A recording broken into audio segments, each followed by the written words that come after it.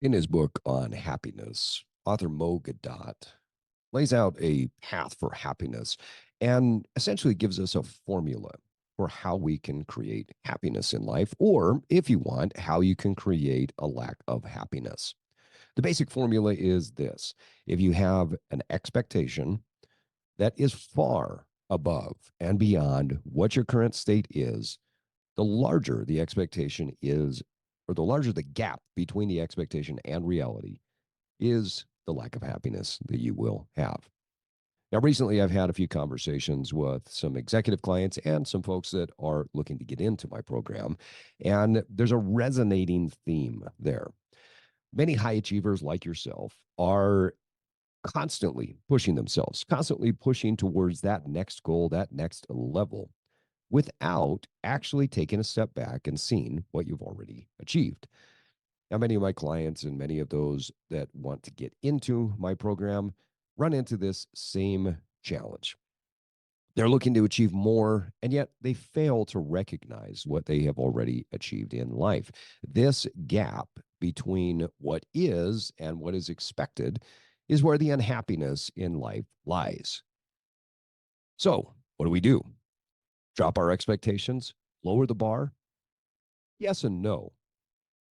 Now, I'm a big believer in having massive goals. I'm a big believer in having high expectations, and I'm a big believer in those dreams, those goals, those hopes, those wishes, the things that drive us forward. But here's the rub. The biggest challenge that we have is that when we set a goal that we're not sure how long it will take to get there, we use two things as weapons. The first is time, and the second are metrics that may not have anything to do with our overall success. Let me explain. Have you ever sat down and set a goal to lose a certain amount of weight in a certain period of time? If you have, you've used those two items as weapons. No person looks in the mirror and says, I bet I weigh X amount of weight. And if I weighed Y amount of weight, I would feel better. However, in my 25 years of working with and coaching executives, top level athletes, including Olympic champions and NBA champions, every single top performer has looked in the mirror and wanted to achieve something that had nothing to do with a number on the scale. Now, we're taught to believe that the number on the scale matters. And so we set false goals because that's the only thing we can put a metric to. We'll talk a little bit more about why that doesn't work later in the show.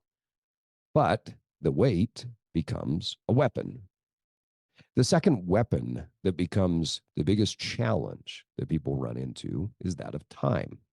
You see, when you're not experienced, when you don't have the expertise, it's very difficult to predict time. I've been in the health and fitness business for almost a quarter of a century. And it's even difficult for me to tell somebody how long it will take them to achieve a certain goal. I tell them the same thing. Your happiness is not guaranteed. I can deliver a great service to you, but I can't eat the food for you. And I also can't do the workouts for you. So that's why the results are not guaranteed. And the timeline, thus, is in flux. You see, our bodies will respond as they will respond. And the one thing that we can't predict is time. The funny thing is, when I talk to this, or I talk about this concept with people who understand the markets and understand that the number one thing you cannot predict with certainty on a regular basis is the timing of the market. That makes sense to them. They understand that it's important to continue to invest in the market over time because trying to time the market just right and buy at the low point and sell at the high point, no one can do that over the course of 10, 20, 30, 40, or 50 years. Every person who has tried has failed miserably to do so. The same principle applies when it comes to your health and fitness goals. Time, in essence, is irrelevant and becomes a weapon that people use to beat themselves up over time and create challenge for themselves that doesn't need to be there. So today I want to talk to you about how do you set a goal relative to your health and fitness? How do you set a goal and how do you think about the process of achieving this goal? My intent behind doing this is that you're probably sitting here and it's the middle of February and you had some goals that you set, some resolutions that you wrote down back in December or maybe the first part of January. And if you're like most people, and I say most people, I'm talking over 50%, closer to 60% statistically, of people in America have already given up on their goals and their resolutions by this time. I want you to sit back and just reframe. This is an amazing time in your life. If you set a goal, good for you. If you had a resolution, even better. You were resolving to do something different. Your failure has nothing to do with your ability to have discipline, with your grit, your determination, your drive, or your passion. It has everything to do with some of the nuanced ways in which you were going about it. You didn't have the right strategy, which includes the right strategy for the psychosocial emotional aspect of weight loss and muscle gain. And we're going to talk about that today. We're going to teach you, and hopefully, you're going to walk away with some information in your tool belt that you can use immediately and over the next year or so to help you achieve whatever it is that you wrote down on December or January, December 31st or January 1st. All that and more on today's Evolved Man. Welcome to the Evolved Man, where we are at war with the mediocrity of modern man. The Evolved Man is for men like you who are willing to be strong, open, and aggressive learners. Men who are not afraid to disrupt and change. It's time we ditch the current conventional idea that we devolve with age, that the dad bod is our destiny, and that the glory days are behind us. Your best isn't behind you. And I'm here to provide you with practical tools, a few tips and tricks, and everyday wisdom to help you evolve into your highest form. Strong, lean, smart, educated, and emotionally intelligent. Now, let's go to war.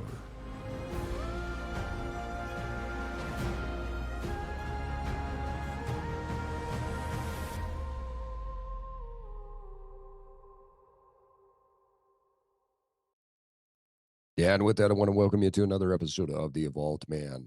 Hello, my friends. Thank you for joining me once again for this episode of The Evolved Man, where we're going to dive deep into how do you actually set a health and fitness goal, and how do you need to think about the process.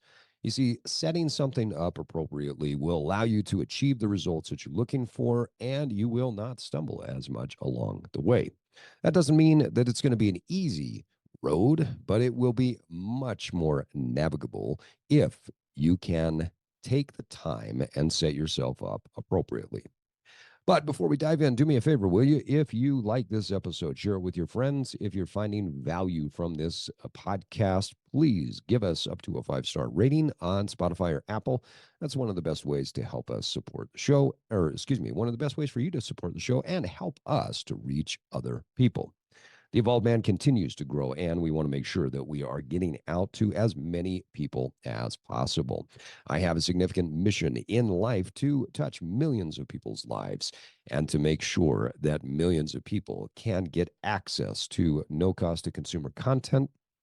You clicking a like, a share, or giving us a rating helps me to help other people. Let's dive into today's topic. I want to take you deep into what I call the Evolve method. And the Evolve method was something that I created as a way to help people reframe how they think about goal setting in the health and fitness realm, or really in any area of life, and how you think about the process. You see, most people fail because they set up a timeline that is inappropriate. You don't know how to achieve something, and so you set a timeline that is most likely too short. And when you start to set a goal, that goal might not even be the right goal.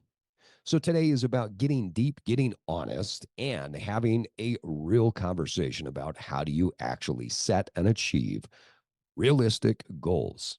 Now, realistic does not mean that it needs to be small. I think that there is this binary that happens when we talk about goals, that it's either realistic or it's a BHAG, a big, hairy, audacious goal.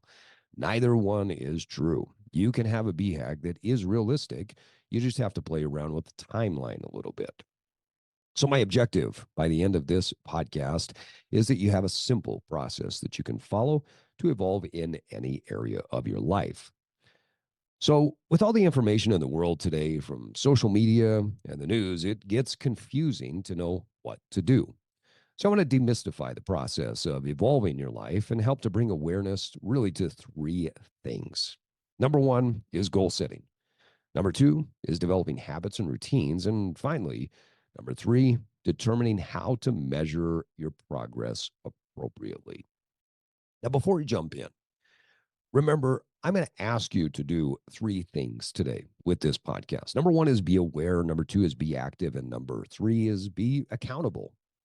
The first one, be aware. You're listening to this podcast not for someone else. This is your time. You've chosen to listen to it while you're working out, driving to work, or sitting around doing some chores around the house. But I want you to pause for just a minute. Out of this entire week, this could be the most pure, most true time for you to show self love and to give to yourself. This time is for you. You're not investing in anyone else. You are investing this time in yourself. So be aware of what's alive in you. What thoughts, feelings, emotions, and inspiration is alive in you while you're listening to this podcast. You may hear my voice talking, but the most powerful voice is the voice that's inside of you. And so if we don't spend any other time this week doing any other deep work, spend the time to create leverage right now so that you can move forward in a positive way. This time that you and I have together could be extremely powerful if you utilize it the right way. Next, be active. Write down your ideas and do the work right now. Don't wait till later. You have your phone in hand. That's what you're listening to this podcast on. You can type it. If there's a scratch piece of paper, if you have your journal, a notebook with you, pull it out. I want you to think about this like a mastermind. Don't put it off till later. You see, evolved men and women, they run towards inspiration and they do things now. That doesn't mean you need to solve all the world's problems and you're not going to lose 10 pounds during this podcast, but you can get started with the thoughts and the inspiration and you can get momentum going right now. So keep a notebook, pen, paper, sketchbook, your phone, your iPad, whatever it is, keep it handy. And if you're driving in the car, pause and open up your voice memo app so that you can pause the podcast and take voice memo notes if inspiration strikes. Capture not only notes through our discussion. You see, it's not so much about what I say that matters. It's what the internal voice that's talking to you, that's speaking to your soul and telling you and nudging you in this direction towards your evolution. That's the most important voice. Don't question it. Don't hesitate. Just write and be active. Finally, be accountable. Accountability is nothing more and nothing less than being able to account. That's what it means. Accountability. That means be accurate. That means that you know what you're talking about. That means that what is you are at, or that you know what it is that you're after and you know how to measure it. And when we get going to the goal section, you're going to write down a goal and some steps to get there. When you write the steps down that you want to accomplish, you've got to be specific. You're going to figure out how you're going to track it. Being accountable means being able to account. Don't overcomplicate it. For instance, if you're wanting to lose body fat and gain muscle, you need to strength train. Move consistently, and eat in a way that supports your muscle and decreases your body fat. How clean you eat doesn't necessarily have anything to do with it, so you won't measure that. How flexible you are doesn't have a direct correlation to that goal, so you may leave it on the table for another day. Only account for the things that are relative to your goal. Now, be accountable by writing down and committing to the process of growth. Come back to the goals and the habits daily and account for what you have done. Now, let's jump into the evolve method. If today you can show up and be aware, be active, and be accountable, you're going to find that the evolve method is very simple. It's broken down into three distinct phases. Now, I would love to tell you that I am brilliant and I came up with the evolve method on my own, but frankly, the evolve method is something that I observed over time. You see, I have observed top performers and I have also observed people who continually fail and go through the cycle of failure over and over again. And through the process, there are three phases that I see people go through who are successful that those who are not successful don't go through. Those three phases are initiate, elevate, and automate. This is what I call the evolve method. Initiate. In the initiate phase, we really only have one goal, and that's to get started. You may have a goal to lose 20 pounds. Great. The initiate phase is just about getting going, not judging how good or bad you're doing. We just want to start working and getting it going. The best way to do this is to start so small that you know you will win. The key here is to make a habit so simple that it seems almost ridiculous.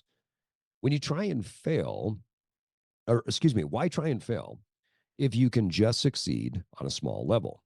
Success begat success. So today, I want you to weave this practice throughout the time together. So let's get going. Now, if you're in a position where you can write things down, great. If not, maybe you come back to this later.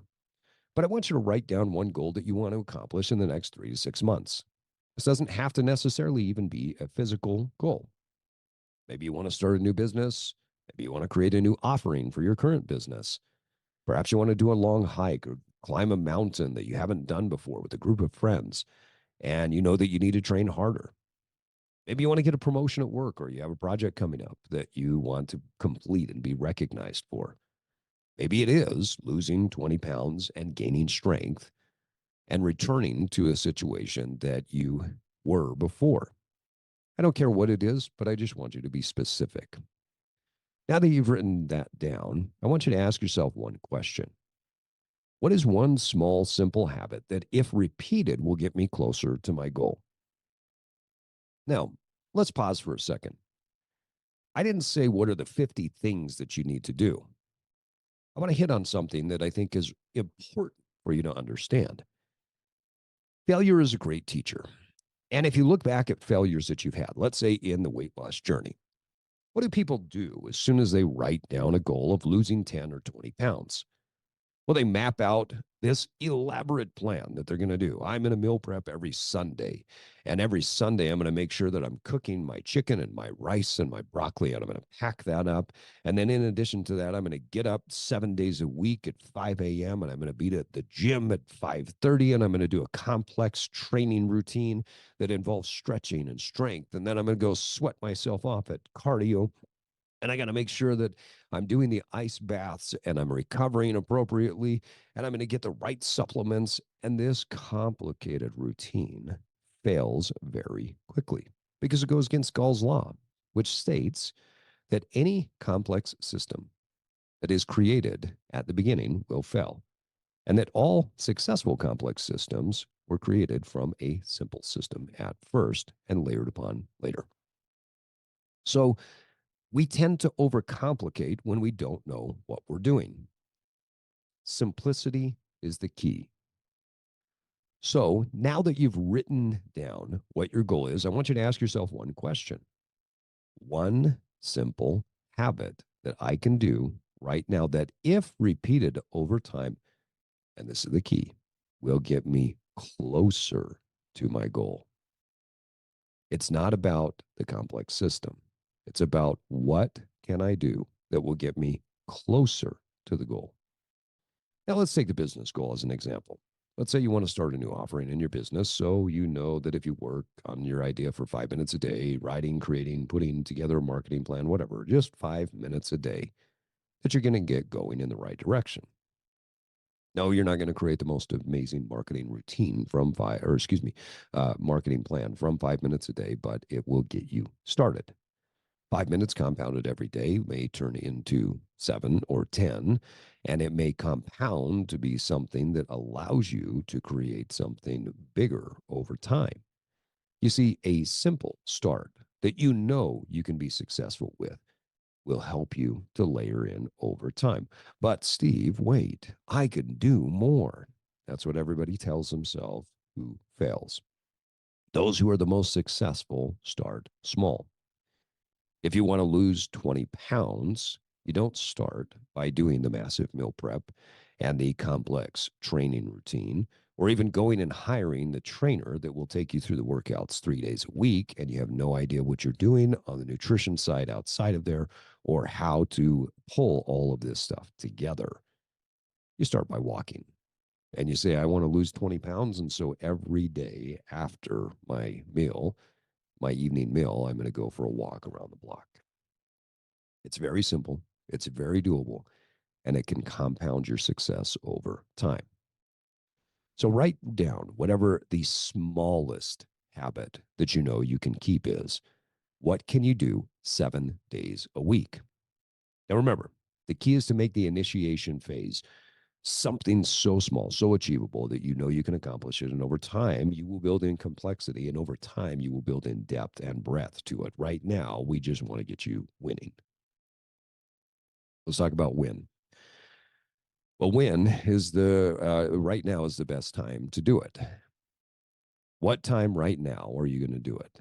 That's the question you should be asking yourself. What time right now are you going to do it? Be clear, be specific. Every morning at 7 a.m., I will go to the gym for 20 minutes. Every day before I bed, I will meditate for 5 minutes. Every day after dinner, I will go for a walk around the block. Now, here's a simple trick that can make a massive difference. Chunk your new habit with something that you're already doing before. For instance, listen to the last habit every day after dinner. You eat dinner daily, right? This habit is already engineered in your life. And so if you're already doing it and you say every day after this habit, I'll add one small thing to it. It's so simple, it's so easy that you would have a difficult time resisting doing this new habit. You see, the most successful people, especially in the health and fitness realm, are not the people with the most discipline. They are the people who have found the way to become the laziest out of all of us. I don't walk around with a significant level of fitness because I'm much more disciplined than you are. I can tell you that for a fact. I walk around fit and healthy because I am lazier than you are. I take a habit that I'm already doing and I just chunk on a different habit that will help me to be stronger, leaner, or more healthy over time. And by chunking and layering in a healthy habit with something that I'm already doing, it makes it very easy for me to slide into that over and over and over again. Every day after dinner, dot, dot, dot. You eat dinner daily, right? How do you put something in along with what you're already doing? It's so simple. It is so easy. Again, you will have a difficult time resisting doing this new habit if you layer it in with something that you are already doing. Remember, repetition is the mother of all skill. As you build reps, you are eventually going to become ready for the next phase, which is elevate. Initiate, elevate, automate. How long does it take? You see, that's a question I get asked a lot. Remember at the beginning, we talked about that time is a weapon that people use to self abuse. Why does it matter? Is my typical response. Let's say it takes you 6 months or 9 months to lose 20 pounds. Does it matter? Will your 9 month self be upset that you didn't lose it in six? Or will you be just as happy, just as pleased, just as proud of yourself because you accomplished the goal? I've had a great opportunity to talk to amazing people. I've got a pretty cool life with the people that I know and what they have accomplished. And the thing that I can tell you is every single person who has accomplished something big doesn't care about the timeline. I remember one of the first people that I sat down with and said, "Tell me about winning the NBA championship." As he, with a grin on his face, showed me this massive ring. Wow. It was amazing. The parades, the feeling, the electricity, it just lasted and lasted and lasted. I could see it in his eyes. I could smell it on his body. I could feel the energy around him. If I would have asked him at the time, well, don't you wish you would have won that 10 years previous? I'm pretty sure I know the answer. Every person who has accomplished a big goal feels the same way when they accomplish the big goal. If you achieve it in 6 months, if you achieve it in 9 months, or maybe it takes you 18 months, it doesn't matter. My experience is that when you achieve a target, you realize you don't care about the time it took. In fact, sometimes you feel better if the goal took longer to get there because you had to work harder. You had to try more and you had to become more creative to make that goal a reality. But the how long does it take has some relevance. So let's answer it in the best way. At some point you're going to move from the initiation phase to the elevation phase. So how do you know when to do so? And the best answer I can tell you is when the habit feels so easy and is now a part of your daily life. So let's go back to the walking after dinner habit. Imagine that you've been doing this habit now for 2 weeks, 14 days in, you're 14 for 14. You no longer think about it. You no longer go through the negotiations with yourself. You know what I'm talking about with the negotiations. You just get going. When you're doing this regularly, when it becomes so simple, that is your time to elevate. Now, let's say you're 2 weeks in and you look back and you've done it 10 out of 12, or excuse me, 10 out of 14 days, and you're still fighting the good negotiations. It's not the time to elevate. You're not in a space where you can make the habit more complex because you're still dealing with friction and resistance from developing that habit and having the initiation of it. So you need to master the basic motions, the basic movements before you move and get more reps, get more time, and get deeper into it before you go to the next level. So I would say if you've hit about 90% of the time when it comes to this new habit and it feels natural and resistance free, it's time to elevate it. So, how do you do it? Well, let's imagine that now, after a few weeks, you've been doing your walks consistently after dinner. It's very easy, it's very simple, and there's a couple of simple ways that you can elevate it with ease. First, you start to go a little bit longer. Instead of going around the block, you say, I'm going to go for a walk for a mile after dinner. Increasing the distance is now easier because you're already out doing it at that particular time. Second, you could layer in another layer of complexity. Instead of adding in more distance, you could say, I'm going to add in 15 walking lunges at the beginning of my walk. Now, finally, another simple way you could elevate is by saying, it takes me about 15 minutes to walk around my block, and I'm now going to do it in 14 minutes or less. I'm going to walk faster, and I'm going to focus on my speed. So, which one is right? There isn't. There's no right. You see, if you hop on any social media platform, you're going to find so many people that tell you the most optimal way to do something. And everybody who's doing that is doing one thing, they're creating content. That's it. They're creating content to get you to click. There is no optimal way. Now, are there better techniques for some things over others? Yeah, maybe. But when we go from initiate to elevate, I can tell you right now, there is not an optimal way to shift. Whatever feels right to you is the thing to do. The evolved method isn't about teaching you some sort of dogmatic right or wrong dichotomy. It's about teaching you principles of how to evolve your practice of living well, of how to become an evolved man or an evolved woman. So, which one should you do? Whichever one speaks to you. Now, some evolutionary steps are simple. I'm just going to add in 5 more minutes because I can. Some evolutionary steps are complex. I'm adding the lunges because I want to challenge myself. Either way, you're moving towards an elevation, and either way, you're moving towards evolution. The elevation phase is the longest phase that you'll be in. This phase, depending on your goal, could be weeks, months, or even years before you have elevated through these small changes to the point where we move towards the next phase of automation. So continue to elevate and continue to ask yourself a question, whether it's weekly, bi weekly, or monthly.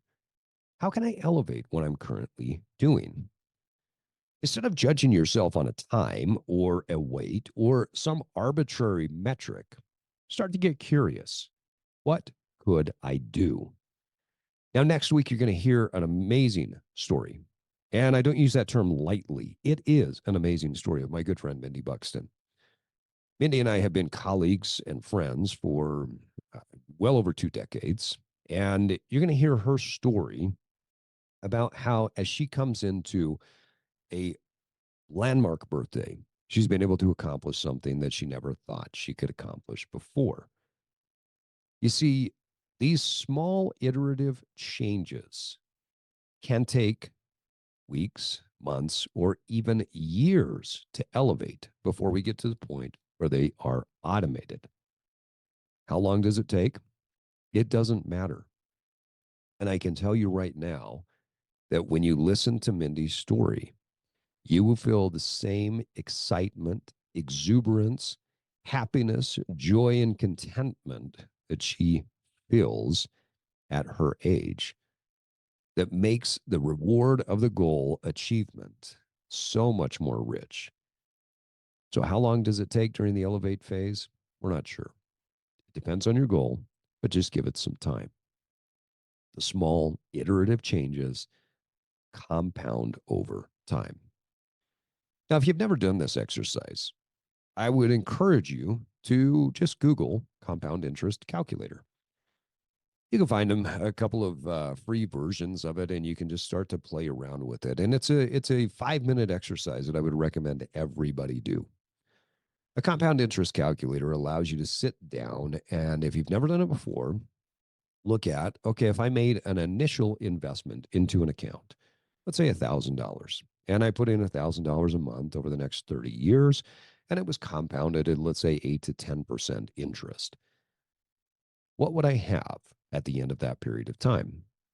These small investments would yield a significant increase. But what's most powerful is when you click on the graph and you look at how it curves over time. You see, the power of compounding happens to be something that is, as Albert Einstein says, one of the greatest powers and one of the greatest forces in the entire universe. But this J curve that happens over time is where it's fascinating. Compounding results in the physical space is the same as compounding results in the financial space. When you look at this compounding effect that we can have with these small investments of time, these small investments of effort, they are exactly the same. They live by the same physical laws as the financial realm. So stay with it, have faith, and know that consistent growth and development will yield results over time. Now let's move to automate. Remember, initiate, elevate, automate. The automation phase is really the most difficult for me to talk about because as a society, we want to jump to the end. We want all the answers to the test. We don't want to study. We don't want to work and sweat. And we don't want to know that it takes not just knowledge to do well on the test, but some wisdom because we're playing the game of life.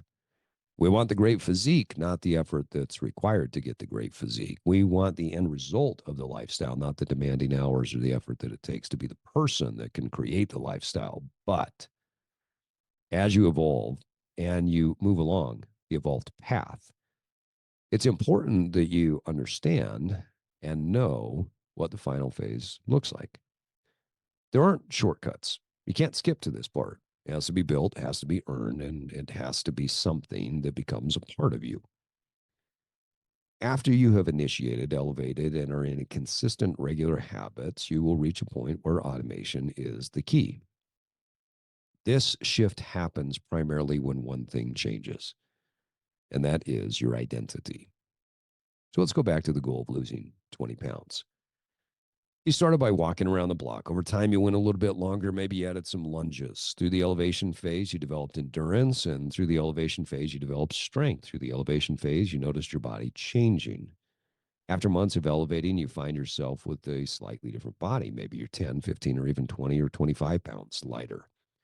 You find your habits are significantly different. Walking after dinner is one of the smallest habits that you have, and you are now integrated into a multifactorial system.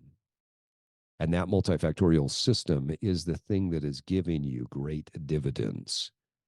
After months or years of elevating, you find yourself eating foods that your body agrees with, and you're not fighting with it. Little by little, you and your body and your mind have changed.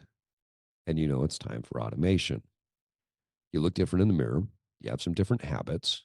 You're no longer a victim of your bad choices, and you're no longer a victim of your bad paradigms and your limiting beliefs. You have become different. Now, the way to automate and to do so for longevity is you create a new identity. You see, we all identify as something. At one point, you were fat, you were not athletic, you were a little bit overweight, you were too busy, etc. You had definitions that you put on yourself. But what you were is now not congruent with what you are. You are now lean, fit, and healthy. So you know that it's time. It's time to identify with your highest self. Through meditation, you find the highest version of yourself as a healthy, athletic, educated, powerful person. At this stage, this is where I coach people through the process of identifying who they truly are, who the most evolved version is. What is he or she called? And this is where life becomes automatic. You see, I'm a health and fitness professional, and that identity has power. It anchors me to the fact that I not only eat, move, live in a way, but it keeps me healthy and fit. But I do so because there are both intrinsic and extrinsic accountability factors pushing and pulling me towards a healthy lifestyle. I don't I don't have to say no to the weekends of getting drunk, nights of sitting on the couch with a bag of potato chips or going to the big buffet style binges, because those are so foreign to my identity that they would never even cross my mind. I have evolved and my decisions become so automatic that they just easily align with who I am. I want to pause here for just a second and talk about why we don't change identity at first. I can't tell you the number of people when we start talking about their goals who tell me, quote, I know how to eat healthy. I just got to buckle down. I know how to eat healthy. I just need to do it. I know what it takes to get in great shape. I just need to. Let's set that aside for just a second and let's be real and honest and give me a moment, please, to rant. You don't know. You don't know what it's like to be lean and fit for many years. You don't know what it's like to be healthy for decades. You don't know what it's like to eat healthy because you're not doing it. You see, your definition of health is what you learned in a nutrition book or what mom told you about eating your veggies. It's what the propaganda police have told you for years that you should eat. And that's the key. Should. You see, eating healthy, living healthy, being strong, being lean, and actually living that life is not something that you know how to do. Otherwise, you would be doing it. There's something in your system, there's something in your process that is failing you. You're looking at food in the wrong way. You're looking at your lifestyle in an incongruent way. Now, I can tell you for a fact, I know what it looks like and feels like to live a healthy and vibrant life for years because I've figured out a system that works. I know how to lift to get stronger. I know how to stay lean through not only just eating well, but enjoying the foods that I love. If you're a friend of mine, you know what I'm talking about because you've been over to my house and you've seen me make pizza and you've sat around eating the pizza. You've eaten the steaks. You've gorged on my wife's chocolate chip cookies. You've eaten my donuts. You've had salads. You've laughed. You've enjoyed all of these things with us. Now, I have no special metabolism. I have no special or unique inherent thing about me that keeps me healthy. I have to work at it just like you do. But the biggest thing that I know that you don't, if you're not lean, is how to eat the cake and have the lean, strong, fit, energetic physique. So the reason we don't start with identity first is you don't know what the top of the mountain looks like when you start at the bottom. The only way that you can describe the beautiful vistas is to stand at the top of the mountain and feel the wind on your face. You see, far too many of us, we front, we fake, we say we know because how dare we not know? We are the heads of our company. We oversee this department. We are the powerful entrepreneurs. We're the millionaires. We're driving the fast cars. We've got the family. We're the church leader. We are the people who know, but we don't. The reality is, in this area, you can't create an identity that matches up with who you really are at your most evolved version of yourself. And so we don't create an identity at the beginning because you don't know what it's going to take to get there. And once you get there, you will know what it takes to stay there. So again, I don't have to say no to weekends of getting drunk, nights sitting on the couch with a bag of potato chips or the big buffet style binges because they're so foreign to my identity that they would never even cross my mind. And just like me, I'm sure there's areas in life where you have evolved and your decisions are so automatic because it easily aligns with who you are today as a more evolved version of yourself. Just as it would be hard to imagine the Dalai Lama punching a little kid in the gut for no reason, this new true identity that you will become, it pushes and pulls you to your highest self. So let's talk a little bit about affirmations and timing. Like I said, we don't start to create your new identity at the beginning. And so I never ask my clients to determine who they are, what their deepest purpose is, and start using affirmations to pull them there at the beginning of the process because we're in a state of stupor at the beginning. We don't know what the end is going to look like. Now, we're stupid, and that's okay. We have to be honest about it. We have to be open. We have to be vulnerable to say, I don't know. I'm ignorant in this area. I can grow. I can learn. But how in the world am I going to know what it takes if I've never done it before? So be offended if you want to when I say that you're in a state of stupor or you're stupid. But really, when you're in a state of stupor, it's a state of near unconsciousness or insensibility. You don't have the ability in your current state to see what your highest self is. That's why affirmations don't work when they're applied at the beginning. You actually just have to focus on the work. You have to put in the effort. You have to elicit change through your habits first. And then over time, as you elevate your practice, you get to the point where you wake up from your stupor. You become more enlightened and you start to see what your true potential is. You see, years ago, I had a client come to me who, quote, wasn't very fit, athletic, or lean. And she wasn't sure she could get to that point. And we started coaching, and I was in person training at the time. Little by little, the weight came off. She started thinking that maybe she could do a little bit more. So she pushed harder. She set a new goal to get stronger. And then she wanted to get leaner.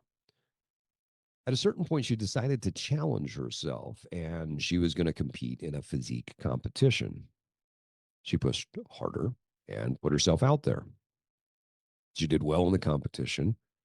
She got very lean and very strong. And today, more than 15 years later, this former not fit, not very athletic, not lean, not even sure if she could do it, former client, she doesn't need me anymore. She's evolved.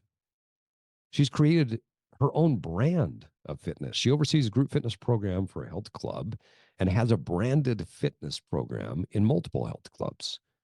She's done retreats all over the world. She has dozens, if not hundreds, of people who are loyal followers. She's influenced hundreds, if not thousands, of people. At the beginning, she was in a stupor. There was no way that her current brain could have conceived the state she was currently living in and how it related to the state that she's in now. Now, there's no way she could imagine herself being in the state she was in when she first came to me.